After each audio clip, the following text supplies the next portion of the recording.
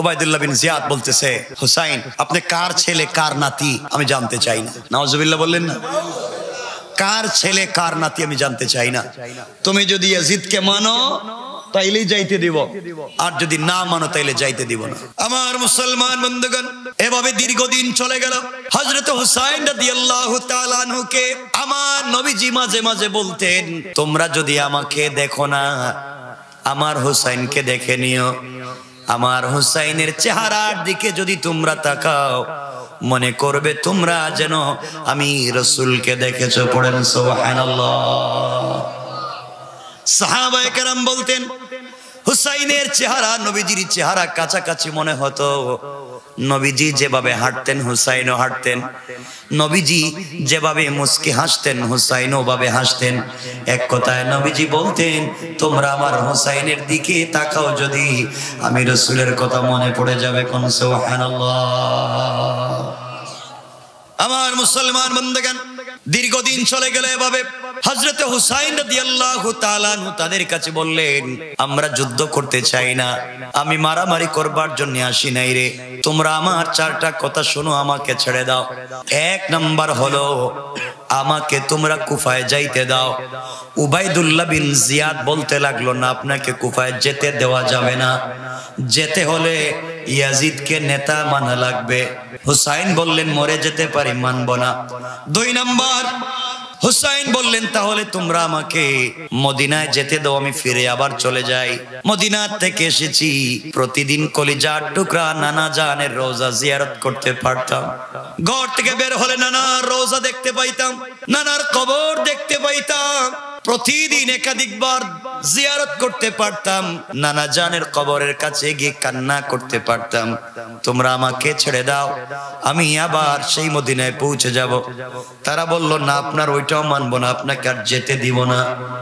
তিন নাম্বার তিনি বললেন, তাহলে শোনো রে, তোমরা আমাকে ইয়াজিদের সঙ্গে দেখা করতে দাও, আমি ওর সাথে সরাসরি কথা বলি। ওর সাথে সরাসরি কথা বললে হয়তো অনেক উপকার হবে। উবাইদুল্লাহ বিন জিয়াদ বলছে, না, আপনাকে তার সঙ্গে কথা বলতে দেওয়া যাবে না। চার নম্বর তিনি বললেন, তাহলে শোনো, তোমরা আমাকে তুর্কির রাস্তা দেখাইয়া দাও, সিরিয়ার রাস্তা দেখাইয়া দাও, ভিন্ন কোন রাস্তা দেখাইয়া দাও, আমি মদিনায় জীবনে যাব না। আমি আর কোনোদিন কুফায় যাব না, মদিনায় যাব না। তোমাদের দেশ ছেড়ে আমি অন্য কোথাও চলে যাব, এরপরেও মাথা নত করতে আমি রাজি হব না।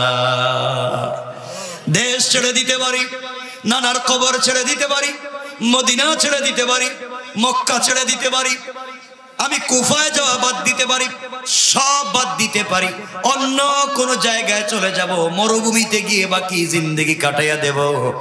এরপরেও নানা যে চেয়ারে বসেছে, সেই চেয়ারে কোনো জালেমকে দেখতে চাই না। আল্লাহু আকবার।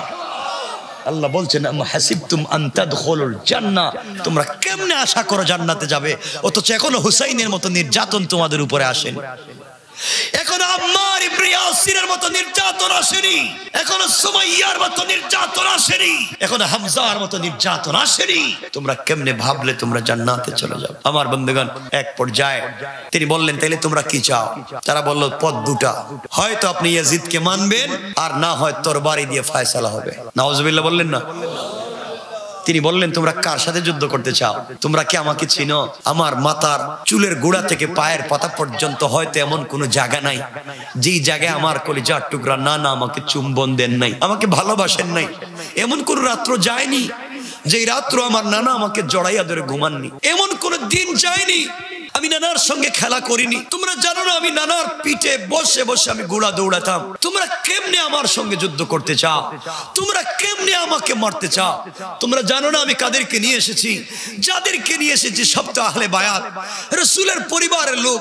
আমি তো যুদ্ধের জন্য আসি নাই, আমার সঙ্গে 32 জন নারী আর 40 জন নিরীহ মুসলমান। আমি তো কুফায় যেতে চাই, তোমরা কেন আমার সঙ্গে যুদ্ধ করতে চাও? উবাইদুল্লাহ বিন জিয়াদ বলছে, আপনার এই মিষ্টি কথা আমাদের শুনবার দরকার নাই। আপনি কার নাতি, কার ছেলে, কোত্থেকে আসছেন জানতে চাই না।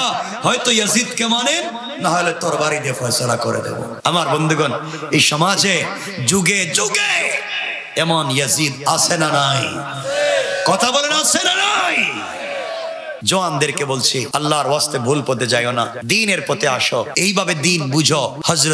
হযরতে হুসাইনের মতো ইসলামওয়ালা, দ্বীনওয়ালা, ঈমানওয়ালা হয়ে যাও। কষ্ট হচ্ছে না তো আপনাদের? আমার মুসলমান বন্ধুগণ, গভীর মনোযোগ।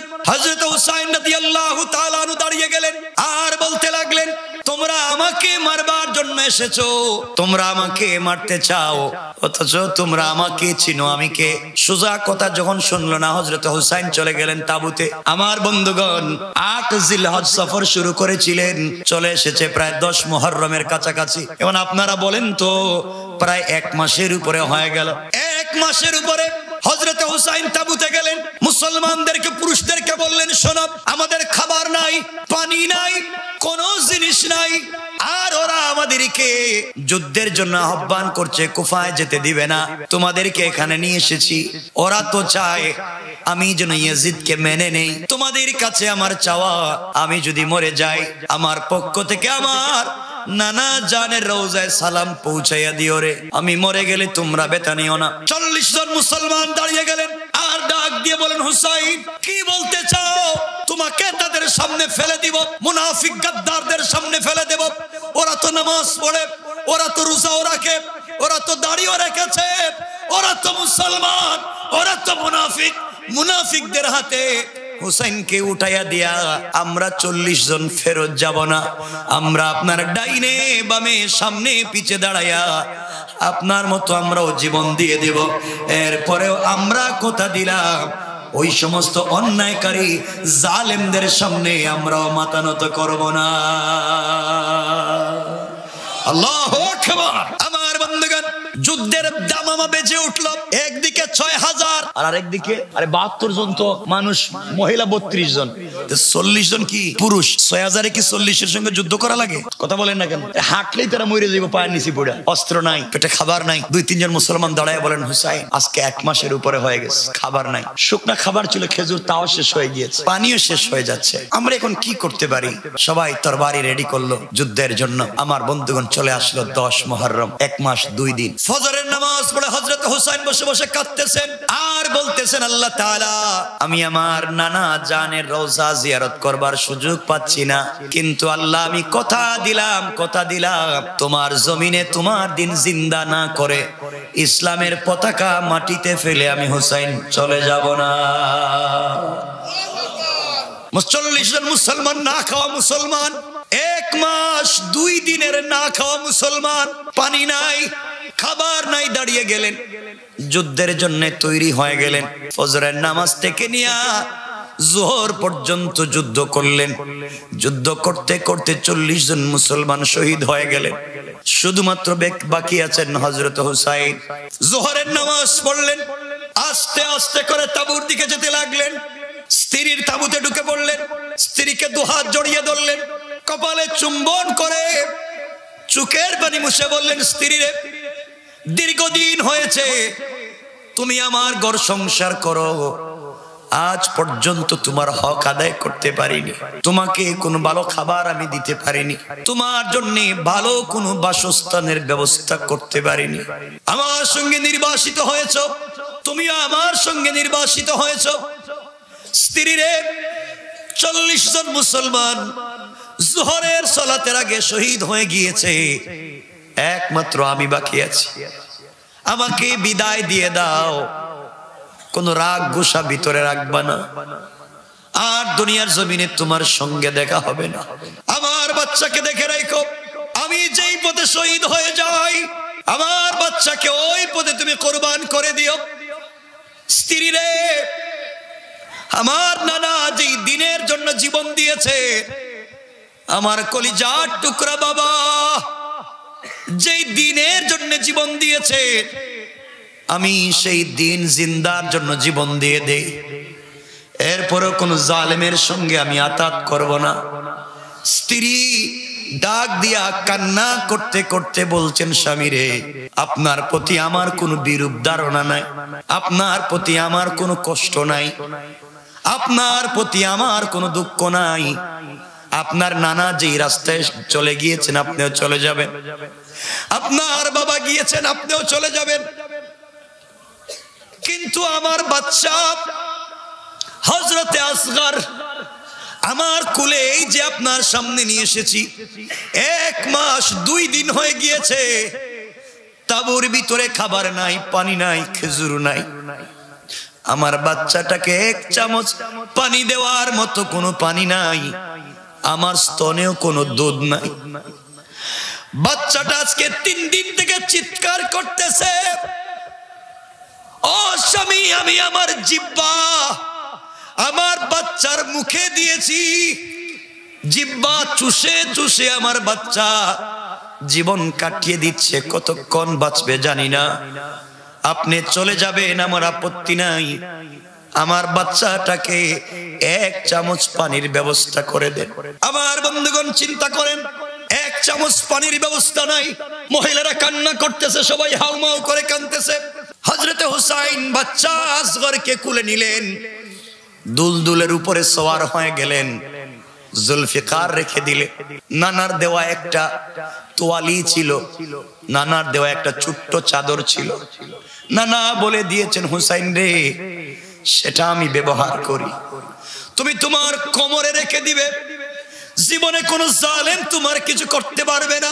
খুলে দিলেন, সব রেখে দিয়ে বাচ্চাকে কুলে নিলেন, ঘোড়ার পিঠে সওয়ার হলে ফুরাত নদীর তীরে পৌঁছে গেলেন। উবাইদুল্লাহ বিন জিয়াদকে লক্ষ্য করে বললেন, ভাই আমার, তুমি আমাকে মারতে এসেছো, তুমি আমাকে দুনিয়া থেকে উঠাইয়া দিতে এসেছো, আমি বিশ্বনবী রাসূল সাল্লাল্লাহু আলাইহি ওয়াসাল্লামের কলিজার টুকরা নাতি, তুমি আমাকে মেরে ফেলো, আমার আপত্তি নাই, পানি কেন বন্ধ করেছো? আমাকে কিছু পানি নিতে দাও, সবাই তো শহীদ হয়ে গেল, আমাকে একটু পানি দাও, আমার মাসুম বাচ্চাটাকে পানি পান করাই, একটু পানি দাও। এই কথা বলবার পরে ওখান থেকে উবাইদুল্লাহ বিন জিয়াদ বলছে, সত্যি কি বাচ্চা কোলে না আরো কোনো জিনিস নিয়ে আসছো? হযরতে হুসাইন এইভাবে হযরতে আসগরকে ধরলেন, ধরে বললেন, দেখো রে, আমার বাচ্চাটা জিহ্বা শুকিয়ে গিয়েছে, কলিজা শুকিয়ে যায়, শ্বাস টান দিতে পারে না, আমার বাচ্চার সঙ্গে তোদের দুশ্মনী নাই, মাসুম বাচ্চা, 1 ফোঁটা পানি দাও। ওই কথা তিনি বলেছেন বেয়াদব মুনাফিক গাদ্দার মুসলমান উবাইদুল্লাহ বিন জিয়াদ। তার সৈন্যবাহিনীর ভিতর থেকে একজন আসগরের বুক বরাবর তীর নিক্ষেপ করে দিল। বাবার কোলে সন্তানের বুক দিয়া তীর ঢুকে পিছন দিয়ে বের হয়ে গেল, ফিনকি দিয়ে রক্ত বের হয়েছে। হযরতে হুসাইনের বডিটা রক্তে লাল হয়ে যায়। সন্তানকে উপর দিকে উঠাইয়া আল্লাহকে ডাক দিয়া বলেছেন, আল্লাহ, এটা তোমার কেমন বিচার? কি করেছি আমরা এই দুনিয়ায়? আমার সন্তানকে পর্যন্ত তারা রাখলো না। হযরতে হোসেন বুঝতে পারলেন সন্তান শহীদ হয়ে গিয়েছে। সন্তানের শরীর থেকে রক্ত নিয়ে নিজের বডিতে লাগালেন, নিজের কাপড় খুলে সন্তানকে পেঁচালেন। আস্তে আস্তে সন্তানের কুলে নিয়ে সন্তানকে কপালে চুম্বন করলেন। ডাক দিয়া বললেন, বাবা আসগর রে, জীবনের শেষ মুহূর্তে 1 ফোঁটা পানি বাপ তোমাকে দিতে পারলাম না। কথা দিলাম, তোমার রক্ত থেকে কথা দিলাম, বাবা মরে যাব কিন্তু দিনকে নিচে ফেলতে দেব না।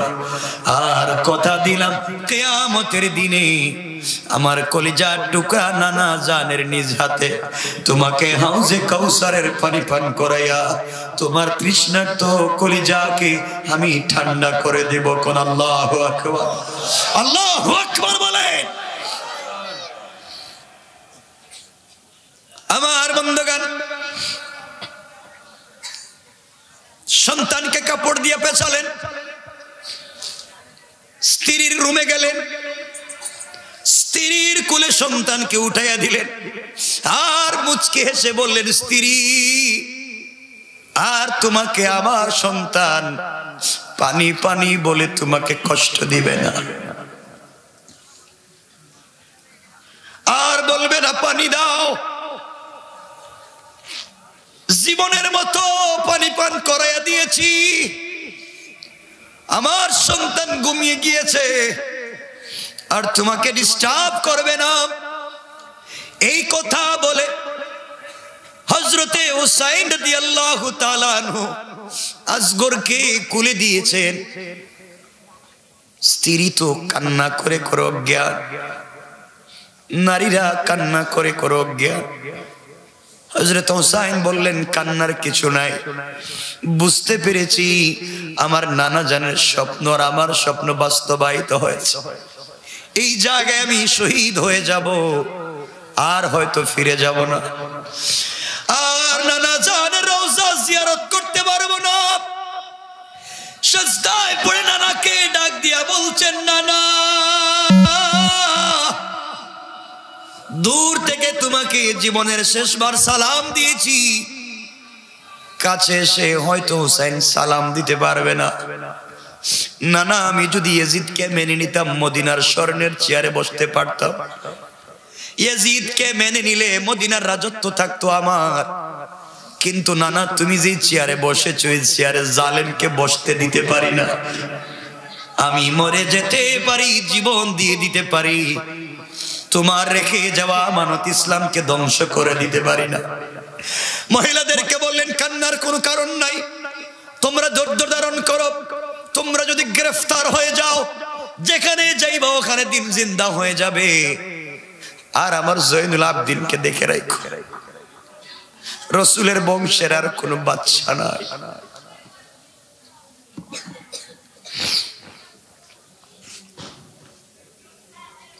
আমার বাবা আলীর বংশের আর কোনো সন্তান নাই। ফাতেমা রক্ত থেকে জন্ম নেওয়ার কোনো সন্তান নাই। জয়নুল আবেদিন বেঁচে আছে, তাকে তোমরা দেখে রাখো, বের হতে দিও না। আমার মন বলছে আমি যদি মরে যাই রে, হয়তো জয়নুল আবেদিনের হাত ধরে আবার আল্লাহর জমিনে দিন জিন্দা হয়ে যাবে। আল্লাহু আকবার। আমার বন্ধুগণ সবার কাছ থেকে বিদায় নিলেন, দুরাকাত সালাত পড়লেন, সিজদায় গিয়ে কাঁদতে লাগলেন, আর আল্লাহকে ডাক দিয়া বলেন, আল্লাহ আজকের দিনে আমার একটা ভাই নাই, আমার ভাই হুসাইন তো অনেক আগে শহীদ হয়ে গিয়েছে, দুনিয়ার জমিনে আমার কোনো ভাই নাই, আমার বাপও বেঁচে নাই। আজ আমার বাবা বেঁচে থাকলে আমাকে এভাবে মাজলুম হতে হতো না। আজ যদি আমার কলিজার টুকরা নানা দুনিয়ার জমিনে বেঁচে থাকতেন, হয়তো আজকের দিনের মতো এমন দিন আমাকে দেখতে হতো না। আল্লাহ দুনিয়ার জমিনে নানা নাই, আমার বাবাও নাই, আমার একটা ভাই নাই, কেউ আমার সামনে দাঁড়াবার নাই। আয় আল্লাহ তাআলা, আমি না বের হয়ে গেলাম এই বলে তিনি তরবারি টানলেন, বাবার জুলফিকার টানলেন, হাতে তুললেন, নানার দেওয়া তোয়ালি কোমরে বাঁধলেন, শরীরে যুদ্ধের পোশাক লাগালেন, দুলদুলের পিঠে সওয়ার হয়ে গেলেন, পিছন দিকে তাকিয়ে নারীদেরকে বললেন, খবরদার যে কোনো সুরতে তোমরা ঈমান বিসর্জন দিবা না, জীবনের জন্য ঈমান বিসর্জন দিবা না, বরং ঈমানের জন্য 1000 বার জীবন বিসর্জন দিয়ে দিও। আমার বন্ধুগণ চলতে লাগলেন বীর দর্পে, রাসূলের কলিজার টুকরা নাতি হুসাইন, যেই নাতির সঙ্গে আমার রাসূলের হাজার হাজার স্মৃতি রয়েছে। আমার নবীজি হুসাইন রাদিয়াল্লাহু তাআলা আনহুকে নিয়ে খেলাধুলা করতেন। হুসাইন মাঝে মাঝে বলতেন, নানা আপনি ঘরে না আসলে আমার ভালো লাগে না। কেন নানা? নানা আপনি যদি ঘরে এসে দরজার সামনে দাঁড়িয়ে মুস্কি হাসে, রাত্রবেলা রাস্তা হাঁটতে কোনো লাইট লাগে না, আপনি মুস্কি হাসলে দাঁত বের হলে যে আলোকিত হয়ে যায়, ওই আলোর মাধ্যমে পুরা রাস্তা দেখা যায়। আল্লাহু আকবার বলে। 12টা হয়ে যাচ্ছে, কষ্ট হচ্ছে না আপনাদের? 12টা হয়ে গেছে, অনেক ঠান্ডা পড়ছে আমার মনে হচ্ছে।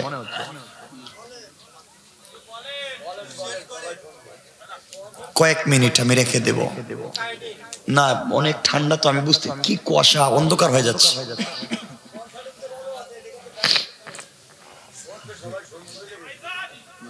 আমার মুসলমান বন্ধুগণ, কথাগুলো দিল দিয়ে শোনেন।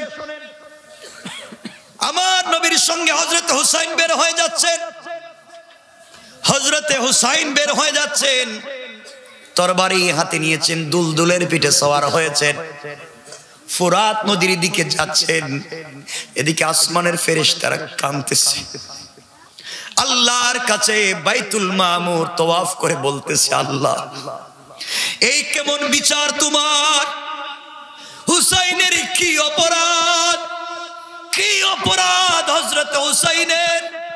একা একা ৬০০০-এর সামনে দাঁড়িয়ে গিয়েছে। আমার বন্ধুগণ, ছোট্ট করে আপনাদেরকে বলে দিই, হুসাইনের সাথে আমার নবীজি কত স্মৃতি আছে। ছোট্ট করে আপনাদেরকে একটা বলি, আমরা আলোচনা শেষ করে দিব, মনোযোগ দিয়ে শোনেন। আমার মুসলমান বন্ধুগণ, কয়েকদিন হয়ে গেল হযরতে ফাতেমা নবীজি সাল্লাল্লাহু আলাইহি ওয়াসাল্লামের কাছে আসেন না। নবীজি হযরতে ফাতেমাকে না দেখলে তার সহ্য হতো না। ৩-৪ দিন হয়ে গেল ফাতেমা আসেন না, ৫-৬ দিন হয়ে গেল ফাতেমা আসেন না। একদিন আমার নবীজি ফজরের সালাত পড়ে একজন সাহাবীকে সঙ্গে নিয়ে ফাতেমার ঘরের দরজায় হাজির হয়ে গেলেন। ডাক দিয়া বলছেন, ফাতেমা রে, ৫-৬ দিন ৭ দিন হয়ে গেল, তুমি বাবার খবর নেও না কেন? তোমাকে না দেখলে না আমার ভাল লাগে না, আমার নাতি কোথায় হুসাইন?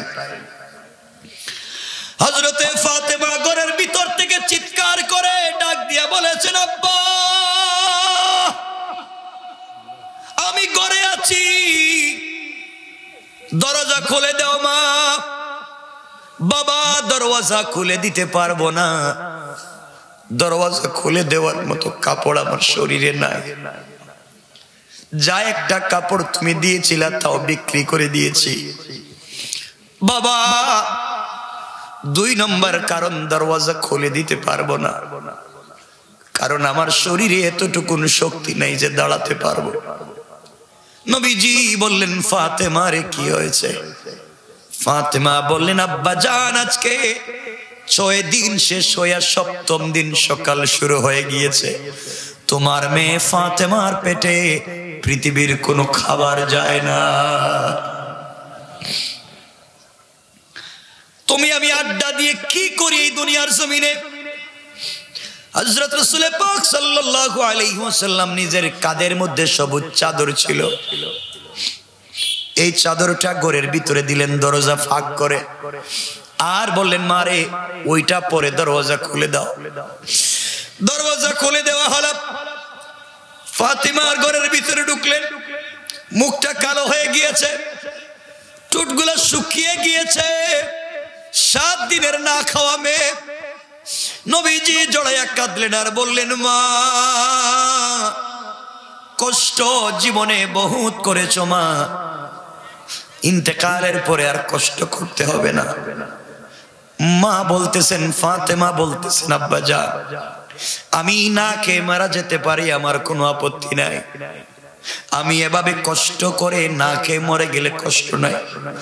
এই যে তোমার নাতি হুসাইন অজ্ঞান হয়ে পড়ে আছে, খাবার না, সারাদিন নানা নানা বলে চিৎকার করেছে, ও বাবা আমি তাকে আপনার দরবার নিয়ে যাই না, না জানি আপনি কোন অবস্থায় আছেন, আপনার কাছে আমি নিয়ে যাই না। নানা নানা বলে কাঁদছে সারাদিন। তুমি মা আমাকে খাবার দেও না, বাবাও আমাকে খাবার দেয় না, তুমি আমাকে নানার কাছে নিয়ে যাও, আমার নানা আমাকে রেখে একা একা খাবে না।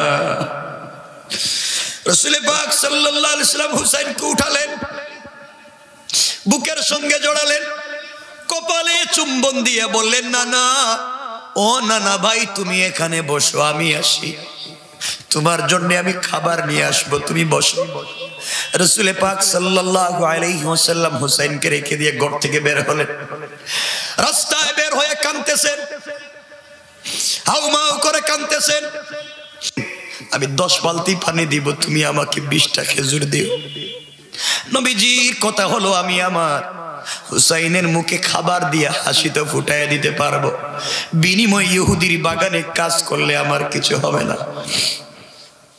চিন্তা করো তোমার রাসূল কেমন দিন কাটিয়েছে, কেমন করে দুনিয়ার জমিনে জিন্দেগি কাটিয়েছে।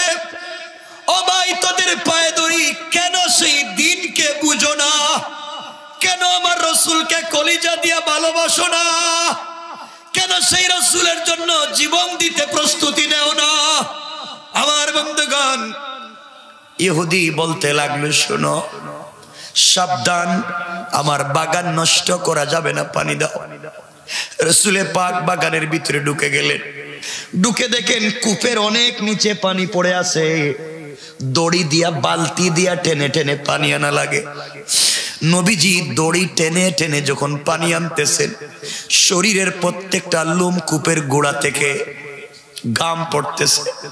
ফেরেশতারা আল্লাহর কাছে চিৎকার করে বলছে, আল্লাহ, তুমি যাকে বিশ্ব নবী বানিয়েছো, সরকারে কায়নাত বানিয়েছো, দু জাহানের সরদার বানিয়েছো, তাকে কি তুমি কেমনে ইহুদির বাগানে কাজের লোক বানাইয়া দিয়েছো? আল্লাহ, তোমার কি দয়া লাগে না? আমার নবীজি কাজ করতে লাগলেন। মনে মনে আশা করলেন তিনি তো খেজুর পেয়ে যাবেন।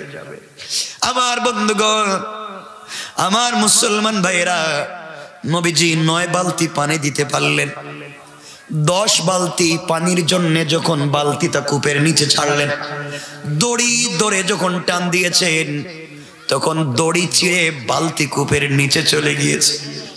নবীজির হাতে দড়ি চলে এসেছে। নবীজি ইহুদির সামনে গিয়ে অনুনয় বিনয় করে বললেন, ভাইরে, শর্ত ছিল আমি 10 বালতি পানি দিব, দিতে পারলাম না, 9 বালতি দিয়েছি, বালতির দড়ি ছিঁড়ে গিয়েছে, কূপে পড়ে গিয়েছে। আমাকে 20টা খেজুর দেওয়া লাগবে না, আমাকে 18টা খেজুর দাও, আমি তাড়াতাড়ি চলে যাই।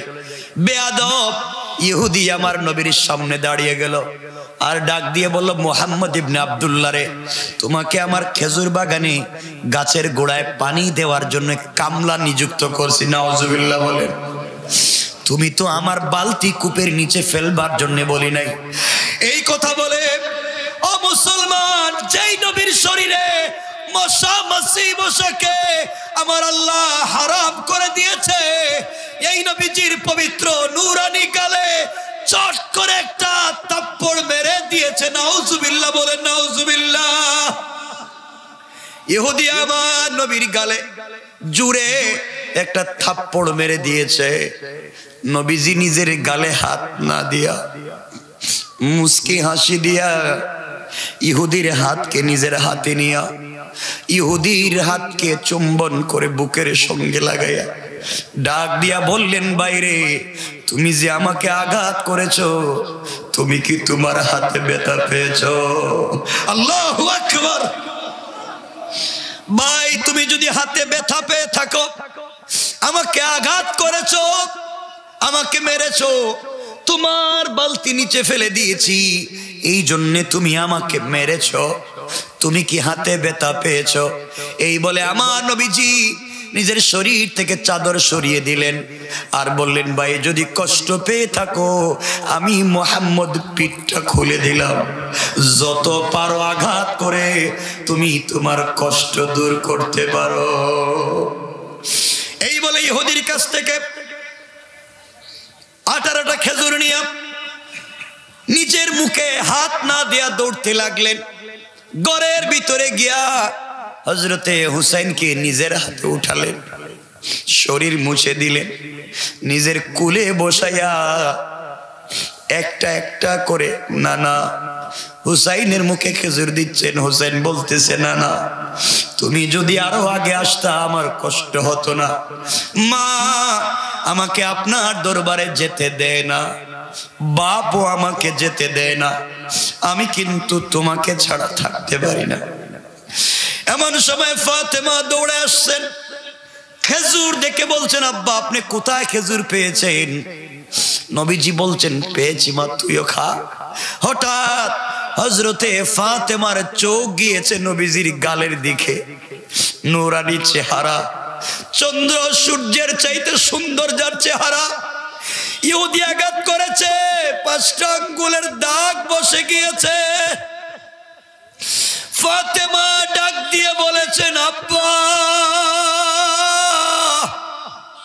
কে আপনার গালে আঘাত করেছে বাবা? আমার বন্ধুগণ, এদিকে ইহুদি চিন্তায় পড়ে গিয়েছে। বুঝাতে চাই যুবকেরা, তোমার আমার আদর্শ কেমন হওয়া চাই। ইহুদি চিন্তায় পড়ে গেল, কারে মারলাম রে? যারে মারবার পরে আমাকে মারলো না, উল্টা নিজের আমার হাতটা বুকের সঙ্গে লাগালো, চুম্বন করলো। বুঝতে পেরেছি উনি সাধারণ কোনো পাবলিক না, উনি আখেরি জামানার পয়গম্বর। সে যে দাওয়াত দেয় আসলে মিথ্যা দাওয়াত দেয় না। এত নির্যাতন করবার পরে জবাব দিল না, উল্টা পিঠ খুলে আমাকে বলছে প্রতিশোধ নেওয়ার জন্যে। এই কথা বলে ইহুদি আর সহ্য করতে পারল না। ভুল করে ফেলেছি, অন্যায় করে ফেলেছি, কেমনে মারলাম রে? এত সুন্দর চরিত্রের মানুষকে কেমনে মারলাম রে? এই হাত নিয়ে কেমনে আল্লাহর সামনে দাঁড়াবো? আমি মরলে রব যদি বলে, ইহুদি এদিকে আয়, তুই এই হাত দিয়া কেমনে আমার বন্ধুর গালে মারলে? যেই বন্ধুকে দেখবার জন্যে ফাঁকা বা কাউসাইনি আও আদনা, আমার কাছাকাছি মেয়ারাজে আইনা আর সে আসিমে বসাইয়া আমি আল্লাহ ঘন্টার পর ঘন্টা আমার বন্ধুর চেহারার দিকে তাকিয়েছিলাম। আল্লাহু আকবার, জোরে বলেন আল্লাহু আকবার। যেই বন্ধুকে দেখবার জন্য এত দূরে আনলাম, তুই কেমনে আমার বন্ধুর গালে ছড় মেরেছ? জবাব দাও। জবাব দিতে পারবো না। এই কথা চিন্তা করি ইহুদি বলছে, ভুল করে ফেলেছি, আল্লাহর সামনে দাঁড়াতে পারবো না। একটা পাথরের উপরে হাতটা রেখে কবজিতে আঘাত করে হাত আলাদা করে দিল। হাত আলাদা করে ব্যাগের ভিতরে ঢুকাইয়া চিন্তা করি, হাত নিয়ে দুনিয়ার জমিন থেকে বিদায় নিতে চাই না।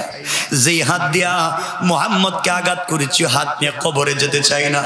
সোজা নবীজির ফাতেমার বাড়িতে হাজির, ডাক দিয়া বলছি, মুহাম্মদ ইবনে আব্দুল্লাহ, আপনি আমার খেজুর বাগানে পানি দিয়েছেন, আপনার চরিত্র দেখে আমি মুগ্ধ হয়ে গিয়েছি। ভুল করেছি, অন্যায় করেছি, আমি আর অন্যায় করব না। আমি আপনার চরিত্র দেখে বুঝতে পেরেছি আপনি আখেরি জামানার পয়গম্বর। আমাকে পড়াইয়া দেন লা ইলাহা ইল্লাল্লাহু মুহাম্মাদুর রাসূলুল্লাহ। আমার নবীজি পড়াইয়া দিলেন। যুবকটা কাঁদতেছে। নবীজি বললেন, ভাইরে তুমি আমাকে হাত দিয়ে আঘাত করেছো, হাতটা দেও, মুসাফা করি। আবার তোমার ইমানি হাতে একটা চুম্বন দে। যুবক হাত দিয়েছে, রক্তাক্ত, ব্যান্ডেজ করা, কবজি নাই। নবীজি বলেন, কি ব্যাপার, তোমার হাতের কবজি কোথায়? ইয়া রাসূলুল্লাহ, আপনাকে আঘাত করবার পরে সামলিয়ে রাখতে পারি নাই নিজেকে।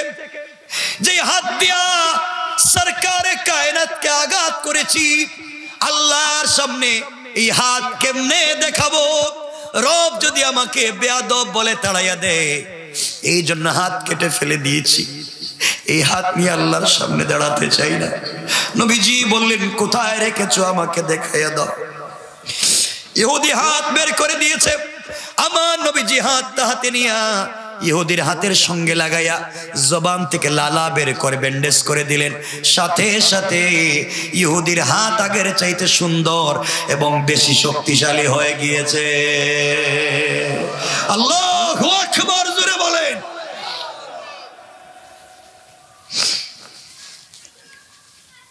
কেমন ছিলেন আমার রাসূল? আমার মুসলমান বন্ধুগণ, এই হযরতে হুসাইন রাদিয়াল্লাহু তাআলা আনহু আজকে দুলদুলের পিঠে সওয়ার নানা নাই। জুলফিকার বাবার হাতে চললেন ফোরাতের প্রান্তরে। ফোরাত নদীর তীরে পৌঁছে গেলেন। মুনাফিক মুসলমান, শোনো, মুনাফিক মুসলমানদেরকে ডাক দিলেন, ও ইয়াসিদের সৈন্যরা, ও উবাইদুল্লাহ বিন জিয়াদের সৈন্যরা, তোদের মা বাবা তো মুসলমান, তোমরাও তো নামাজি মুসলমান, তোমরা আমাকে মারতে চাও, কে আছো? আমি হুসাইনের সামনে দাঁড়াও, সাহস থাকলে দাঁড়াও। কে আছো? 6000 দাঁড়িয়ে যাও। কাফ ওই সময় শুধুমাত্র তারা হুসাইনকে আঘাত করবার জন্য তরবারি নিয়ে আসতে লাগলো। হযরত হুসাইন আল্লাহু আকবার বলে তরবারি চালনা করতে লাগলেন। আসরের ওয়াক্ত হয়ে গিয়েছে, কচু কাটা করতে লাগলেন। মারতে মারতে একা একজন হুসাইন জোহর থেকে নিয়ে আসর পর্যন্ত 1 মাস 2 দিনের না খাওয়া হুসাইন যুদ্ধ করলেন। 1 মাস 2 দিন না খায়া একা 6000-এর সঙ্গে যুদ্ধ করে আসরের আজানের আগে আগে পুরা ফুরাত নদীর তীরকে খালি করে দিয়েছে। আল্লাহু আকবার বলো। আমার মুসলমান বন্ধুগণ, এইভাবে হুসাইনি চরিত্র নিয়া, হুসাইনি রক্ত নিয়া আজ যদি আমরা জমিনে দাঁড়িয়ে যাই, ইয়াজিদের সৈন্যরা আর ফেরাউনের সৈন্যরাও থাকতে পারবে না ইনশাআল্লাহ। ইনশাআল্লাহ, ইনশাআল্লাহ। ঠিক কিনা জুড়ে বলে আমার বন্ধুগণ। সবাই চলে গেল, শত শত মরে গেল। হুসাইন তরবারি হাতে নিলেন, দুলদুলের দিকে তাকালেন। 1 মাস 2 দিনের না খাওয়া মুসলমান কাঁপতেছে। হঠাৎ দেখলেন ফুরাত নদীর তীর খালি হয়ে গিয়েছে। গুড়াকে ছেড়ে দিলেন, গুড়ারে তুমিও আমার মতো 1 মাস 2 দিনের না খাওয়া। গুড়া ফুরাত নদীতে নেমে গিয়েছে, পানি পান করবার জন্য নেমে গিয়েছে। হযরতে হুসাইন রাদিয়াল্লাহু তাআলা আনহু তিনিও হাঁটু পর্যন্ত ফুরাত নদীতে নেমে গেলেন। অঞ্জলি ভরে পানি হাতে নিলেন। এভাবে অঞ্জলি ভরে পানি হাতে নিয়েছেন, টুটের কাছাকাছি এনেছেন, মুখে দিয়ে দিবেন। হঠাৎ মনে পড়ে গিয়েছে কিছুক্ষণ আগে আমার সন্তান আসগর পানি পানি বলে মরে গেছে। কিছুক্ষণ আগে আমার ছেলে পানি পানি বলে শহীদ হয়ে গিয়েছে। আজ আমি বাবা কেমনে পানি পান করি? কিছুক্ষণ আগে আমার কলিজার টুকরা 40 জন মুসলমান শহীদ হয়ে গিয়েছে, কেউ পানি পান করতে পারল না। আমি কেমনে পানি পান করব? এই বলে তিনি হাতের পানি ফেলে দিলেন। না, নিমক হারামের মতো আমি একা একা পান করব না। হাতের পানি ফেলে দিলেন, আবার উপরে উঠে গেলেন। আর তো দাঁড়াতে পারতেছেন না, আবার তরবারি হাতে নিলেন, বীর বিক্রমে যুদ্ধ করতে লাগলেন। মাগরিবের ওয়াক্ত হয়ে যায়, অন্ধকার হয়ে যায়, আসমানের রং চেঞ্জ হয়ে গিয়েছে। হঠাৎ করে আজকে আসমান লাল বর্ণ হয়ে গিয়েছে, পুরো আসমান জমিন যেন কান্না শুরু করে দিয়েছে। হযরত হুসাইন পড়ে গেলেন, আর থাকতে পারলেন না। হুসাইন রাদিয়াল্লাহু তাআলা ফুরাত নদীর তীরে পড়ে গেলেন, কারবালার প্রান্তরে শুয়ে পড়লেন, দাঁড়াতে পারলেন না। এমন সময় ইয়াজিদ বাহিনীর একটা কুলাঙ্গার, উবাইদুল্লাহ বিন জিয়াদের সৈন্যদের মধ্যে কুলাঙ্গার সীমার, হাতের মধ্যে তরবারি নিয়া আস্তে আস্তে করে হযরতে হুসাইনের কাছাকাছি চলে এসেছে। এসে হযরত হুসাইন তো পড়ে গিয়েছেন, উঠতে পারতেছেন না। এই কুলাঙ্গার বেয়াদব মুসলিম নামদারি মুনাফিক সীমার হযরতে হুসাইনের বুকের মধ্যে বসে গিয়েছে। বুকের মধ্যে বসে গিয়া ডাক দিয়া বলছে, হুসাইন রে, এবার তোকে কে বাঁচাবে? এবারও সময় আছে, এবারও বলতেছি সময় আছে। হয়তো ইয়াজিদকে মানো, নচেত তোমার শরীর থেকে মাথা আলাদা করে দেব। হুসাইন ডাক দিয়া বলছেন, সীমার রে, আমাকে মেরে ফেলতে পারো, শহীদ হয়ে যেতে পারি, ইন্তেকালের আগেও বলছি আমি তাকে মেনে নিব না। আল্লাহু আকবার বলেন। আমার মুসলমান বন্ধুগণ, এক পর্যায়ে, লম্বা কথা, এক পর্যায়ে হযরতে হুসাইন রাদিয়াল্লাহু তাআলা আনহু মাগরিবের আযানের সময় হয়ে যায়, অন্ধকার, সবকিছু অন্ধকার হয়ে গিয়েছে। এমন সময়ে হযরতে হুসাইন রাদিয়াল্লাহু তাআলা আনহু বুকের উপরে বসে সীমার শরীর থেকে মাথাটা আলাদা করে দিয়েছে, শরীর থেকে মাথা আলাদা করে দিয়েছে। এই 6000 সৈন্যবাহিনী গুড়া দৌড়াইয়া পবিত্র হুসাইন রাদিয়াল্লাহু তাআলা আনহুর বডিটাকে জাজরা করে দিয়েছে, শরীর থেকে চামড়া ফেলে দিয়েছে। তরবারির মাথায় হুসাইন রাদিয়াল্লাহু তাআলা আনহুর মাথাটাকে গেঁথে, কত বড় বেয়াদব চিন্তা করে, যেই মাথায় রসুলে পাক চুম্বন করেছেন মাথাটা গেঁথে উবাইদুল্লাহ বিন জিয়াদের সামনে নিয়ে রাখছে, একটা প্লেটের মধ্যে করে রেখেছে। উবাইদুল্লাহ বিন জিয়াদ তার হাতের লাঠি দিয়া হযরত হুসাইনের মাথার মধ্যে নাড়াচাড়া করতেছে। ওই জায়গার মধ্যে একজন বয়োবৃদ্ধ সাহাবী হযরতে যায়েদ ছিলেন, বুড়া মানুষ। তিনি বললেন, বেয়াদব, তোমার বেয়াদবি অনেক দেখেছি, তুমি কার মাথায় কার টুটে আঘাত করতেছো?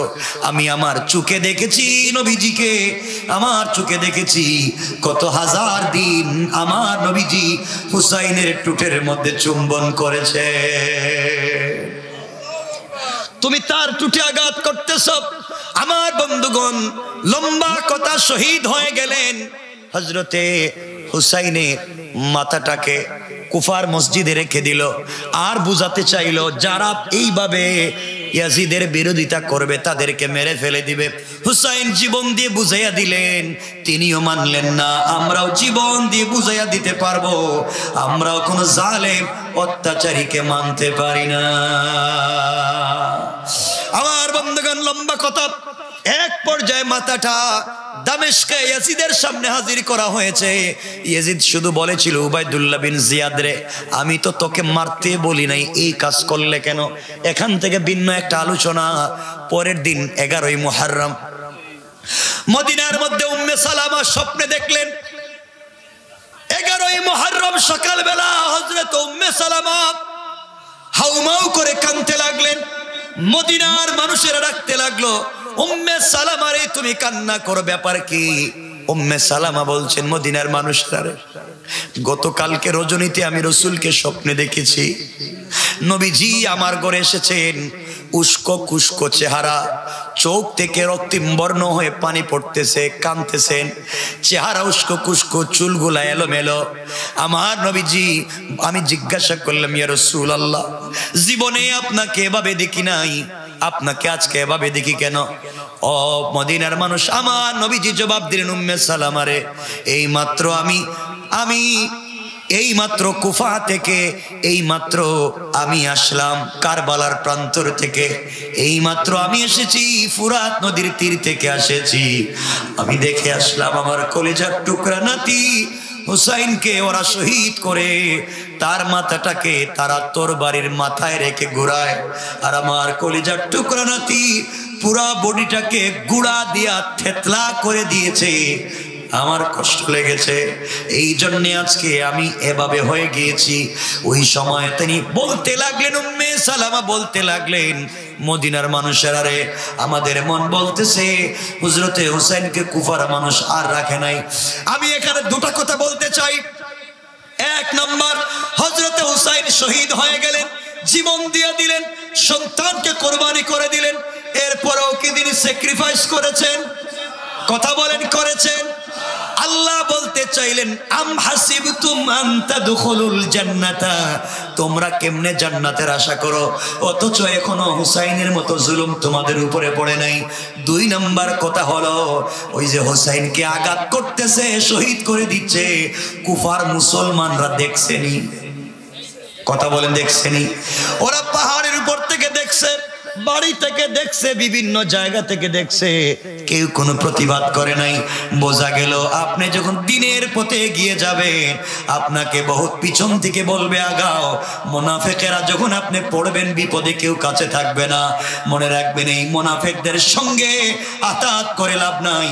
এই জমিনে যদি আজও মুনাফিক মুসলমান না থেকে একজন হুসাইনি মুসলমান দাঁড়িয়ে যায়, এই সমাজের কোনো জায়গায় অনাচার, অত্যাচার আর জুলুম থাকবে না। ঠিক কিনা জোরে বলেন?